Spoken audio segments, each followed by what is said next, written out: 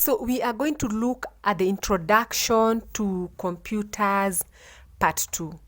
And this is what is going to help us navigate on using the computer softwares because you're going to understand how to start up a computer, how to key in information using the various input devices, and also to understand how those input devices are used. You're going to understand what is found on the computer screen or the computer monitor, and how to use the various components that are found on that screen. So we begin by understanding how to operate a computer. And the first thing we do is to start up or put on the computer. Ensure that it is plugged onto the power source. And once that is done, you can put it on by pressing the buttons that are indicated using the red circles. For the CPU or the central processing unit, this is the button you use, and then for the screen or for the monitor, the button is found among these. And the international symbol for the power button is as indicated here or as shown here. So once you switch on the monitor and the CPU, it will start up, and the information that is in the CPU is going to be displayed on the monitor. Before we go or we understand what is displayed on the monitor, let us look at the various the basic peripheral devices. And this time we're going to look at the two most important ones, that is this keyboard and the mouse. There are other peripheral devices, but we're not going to look at them today. You get to understand their use later on as you start using the various softwares. So we start with the keyboard. So what is a keyboard? A keyboard is an input device, and this is used to key in information on the computer by pressing the various buttons that are found on that keyboard. We're going to look at some of the buttons on the next page so that you can understand how exactly do I use it. And the keyboard has various components. You can be able to use it to type alphabets, to type numerals, to put symbols, and all those items. And like you can see, here indicated here are the letters you use to type alphabets. Then on this end we have the numerals, which you can use this number 1 to 9. We also have a 0. We also have the same numerals here. Then we have other buttons like the caps lock. This allows you to type letters or alphabets in capitals. Then we have the shift and the control buttons that are used, mostly they are used as combination keys or as a combination with other keys. We also have the delete button that deletes the information. Probably you had typed in error and you'd want to delete it. Then this backspace button works like the delete button, but now deletes the last information that you had typed. Then we have these arrow keys. So we have the up arrow key, down arrow key, and the left and right arrow key. So these are used to move to the various sides of the text that you're working on. We have these lights here. The green lights indicate when a certain, for example, when you press on capital lock, it will indicate on this button that the information you're going to type is in capital. And then we have these keys, which you'll get to learn to use them later, that they have different functions. And we also have this, I want you to understand this part. We have these numerals that are in a button that is combined, whereby we have the numbers as well as the symbols. So what happens is, if you want to type the numbers, you just do it directly.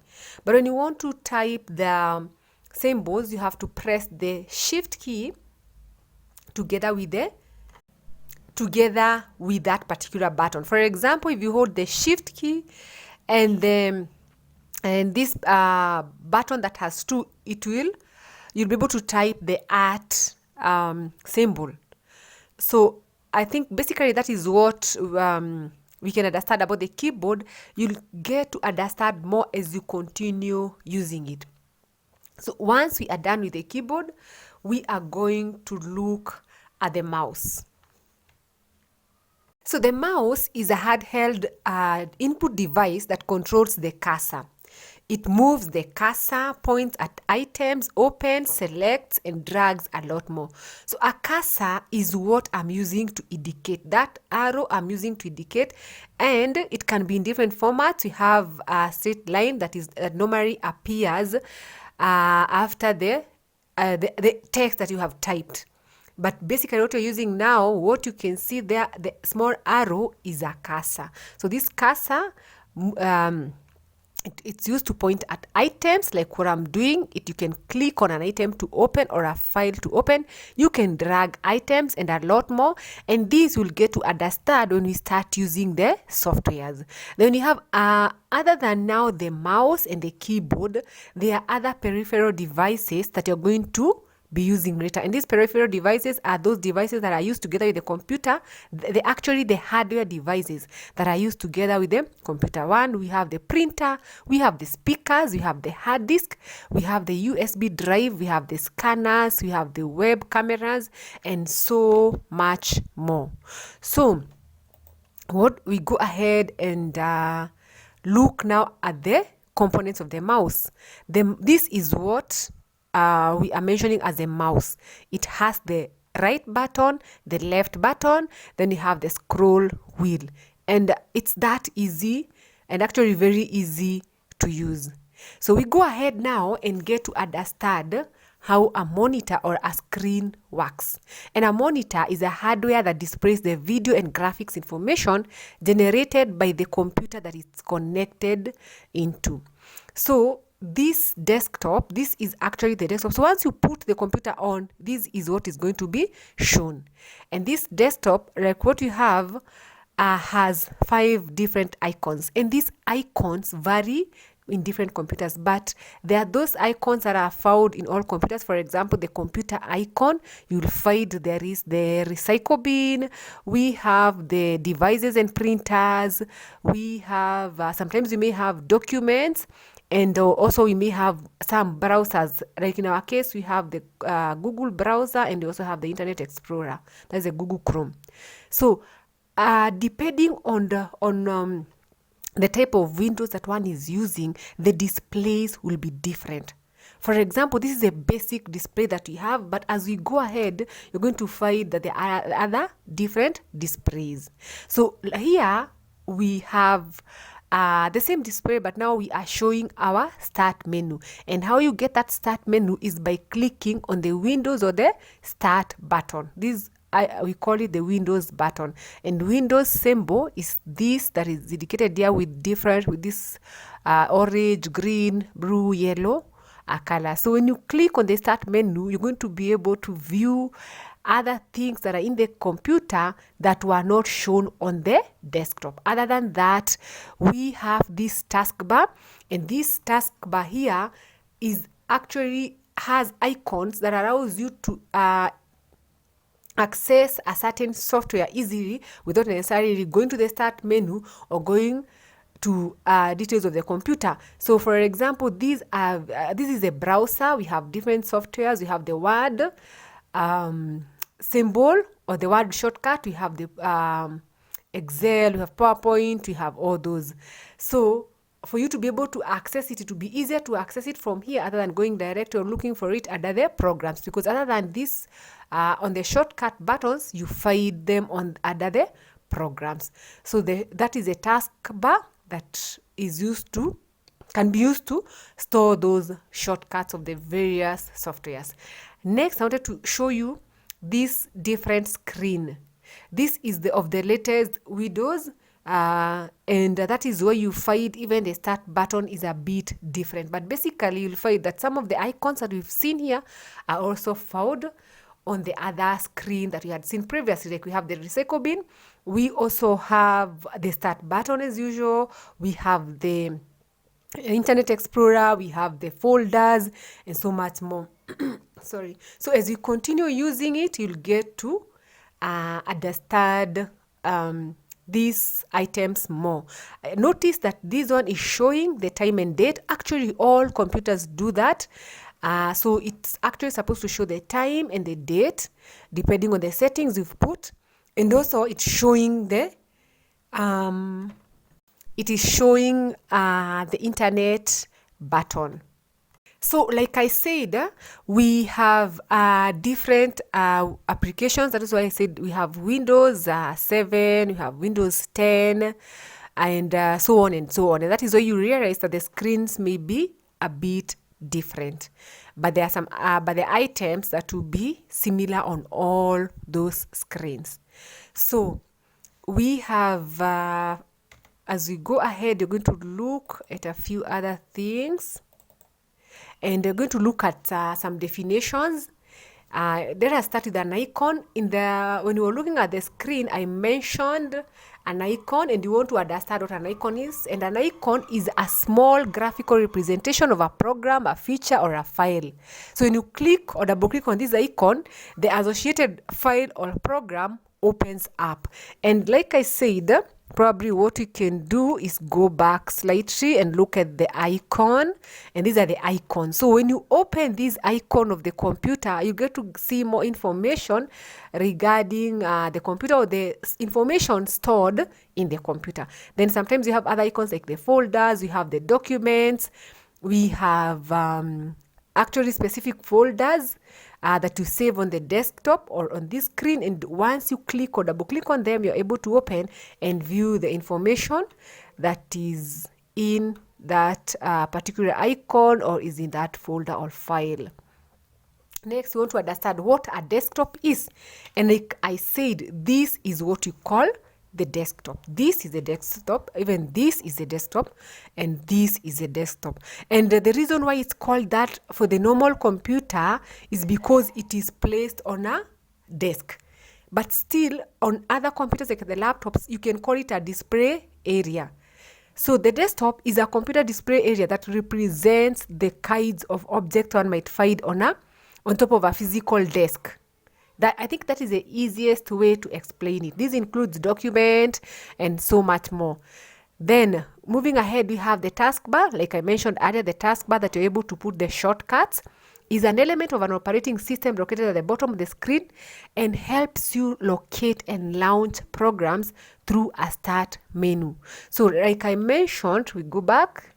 So this is our taskbar. It's found at the bottom of the start menu. So you're able to place shortcuts here. You're able to view time in you can see it in the next screen. You're able to view time, you're able to check if it's connected to the internet, and so much more. So this taskbar is an element of an operating system located at the bottom of the screen and helps you locate and launch programs through the start menu. Then we have the cursor. Like I had mentioned earlier, this here is the cursor, this arrow. So a cursor is the position indicator on a computer display screen where a user can enter text. In an operating system with a graphical user interface or GUI, the cursor is also a visible and moving pointer that the user controls with a mouse, touchpad, or a similar input device. So generally, that is a cursor. This pointer is a cursor. So to understand now what is GUI as indicated under the cursor. So GUI is a graphics-based operating system interface that uses icons, menus, and a mouse to click on the icon or pull down the menus to manage interaction with the system. So GUI is basically what we have looked at previously. All the screens we've seen, the icons we've seen, that's generally the graphics user interface.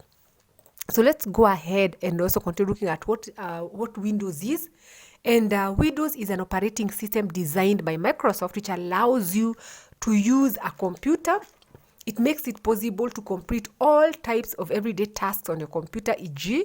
browsing, opening files and folders, etc. And Windows is, I think, the most widely used operating system in the world, although we also have other operating systems like Mac, we have Android, we have Linux, we have Apple, and so forth and so forth and so forth. So moving ahead, an operating system is a system that manages computer hardware, software, and provides common services for computer programs. So basically, that is what an operating system is. Then a folder So a folder is a virtual location for applications, documents, data, or other subfolders. These help in storing and organizing files and data in the computer. And I want us to look at a folder like we saw previously in the previous in our previous interaction. And this is what a folder is. This is what a folder is. And also I believe it's also in our next actually, yes, this is also a folder. So that is basically what a folder is, and this here is a folder as well. So a folder is a virtual location for application, documents, and other other data, and these are for storing and organizing files in a computer. And a folder is actually the same as a physical folder, only that now it is found or it is located digitally. Then we have a menu. A menu is a list of operations available to the user of the particular program. And this here, as we saw, is this is a menu for this particular computer that shows the different things or the different items that you can use or you can work on this computer. So other than the menu, we also have the peripheral. Peripheral, I explained earlier, it's any number of hardware devices connected to a particular computer. And generally, we call them the peripheral devices once they are all connected to that computer. This can be a printer, a scanner, a web camera, a speaker, and so forth and so forth. So now that is basically the introduction to computers part 2, and I believe this is going to be able to help you tackle now the computer softwares. So next we're going to look at the basic softwares that are used in the computer, like we have the Microsoft Word, Microsoft Excel, Microsoft PowerPoint, Microsoft Access, and Microsoft Publisher. And once you have this basic introduction to computers, you're going to be able to use them very easily.